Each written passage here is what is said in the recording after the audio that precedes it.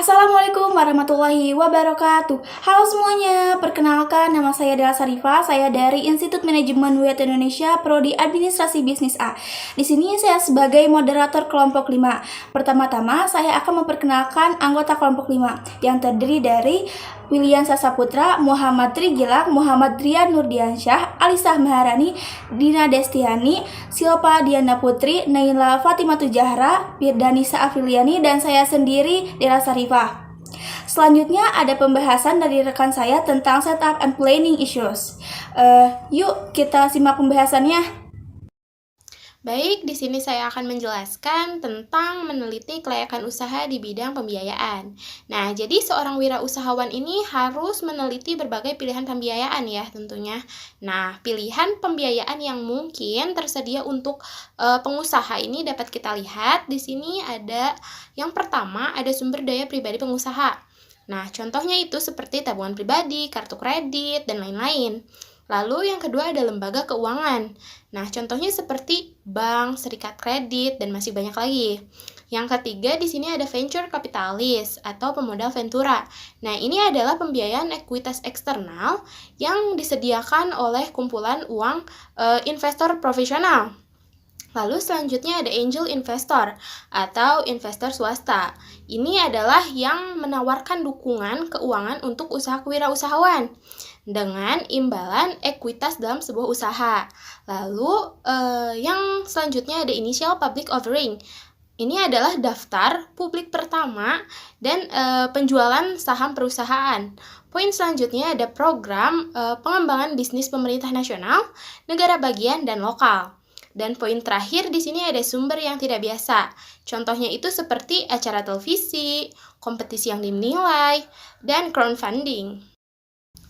Selanjutnya di sini ada prinsip analisis kelayakan pembiayaan yang harus diperhatikan dan dinilai ya melalui tahap 5C, yaitu yang pertama ada character. Nah, hal ini bertujuan untuk melihat karakter nasabah tersebut mempunyai sifat yang amanah, kejujuran, dan kepercayaan seorang nasabah. Lalu poin kedua di sini ada capacity, yang artinya kemampuan nasabah untuk menjalankan usaha guna memperoleh laba.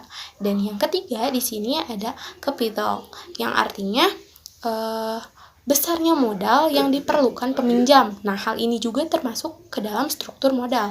Lalu yang keempat di sini ada collateral, yang artinya jaminan yang telah dimiliki yang diberikan peminjam kepada bank. Lalu dan yang terakhir di sini yang kelima ada condition, yang artinya keadaan meliputi kebijakan pemerintah, politik, segi budaya yang mempengaruhi perekonomian.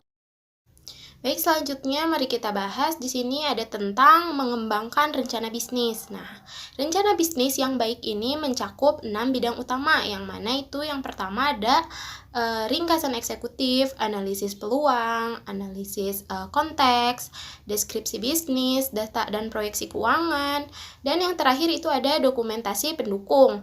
Nah, rencana bisnis yang lengkap juga biasanya termasuk penaksiran lingkungan bisnis, rencana manajemen, rencana pemasaran, dan yang terakhir rencana keuangan. Baik, mari kita bahas dari yang pertama. Di sini ada memperkirakan lingkungan bisnis.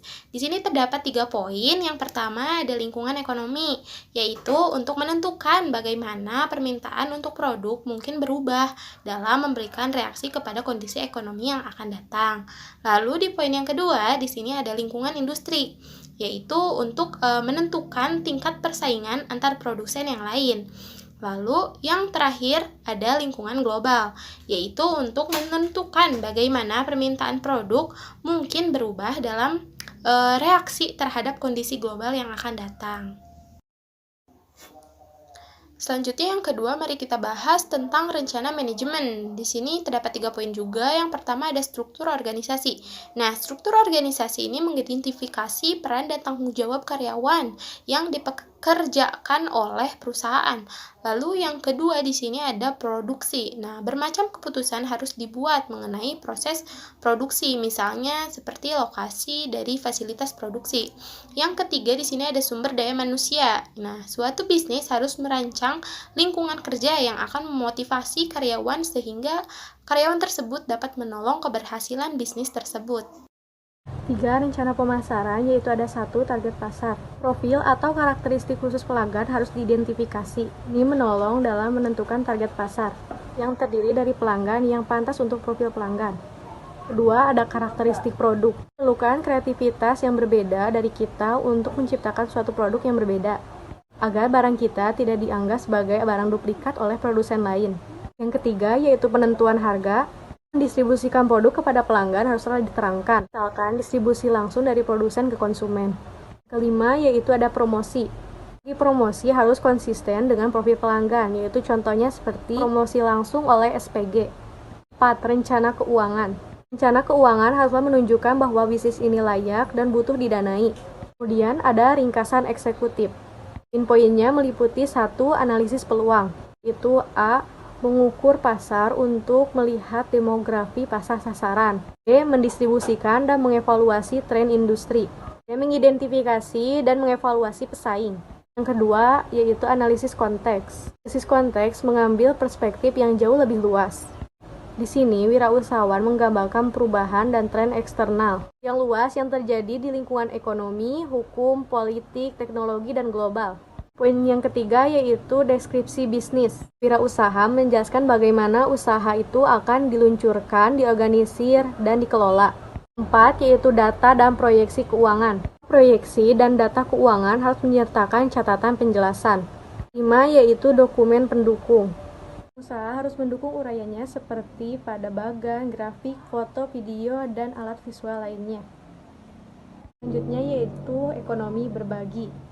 Ekonomi berbagi atau sharing ekonomi telah dikenal sejak tahun 2000-an. Konsep yang lahir di Silicon Valley, Amerika Serikat ini sering disebut juga dengan kolaboratif ekonomi. Ini adalah konsep ekonomi di mana seseorang memungkinkan untuk menyewa atau meminjam dari pihak lain dibanding untuk membelinya. Ekonomi berbagi memiliki banyak keunggulan, yaitu seperti 1. Menjangkau lebih banyak pelanggan. 2. Memiliki fleksibilitas yang tinggi. 3. Biaya yang lebih efisien. 4. Membangun kepercayaan. 5. Meningkatkan keuntungan.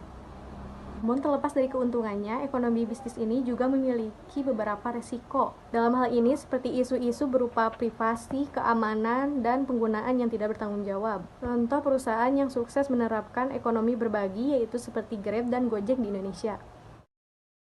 Nah, itulah pembahasan dari kami tentang setup and planning issues. Semoga bermanfaat ya teman-teman semuanya. Terima kasih sudah menonton. Jangan lupa like, comment, share, and subscribe YouTube kami.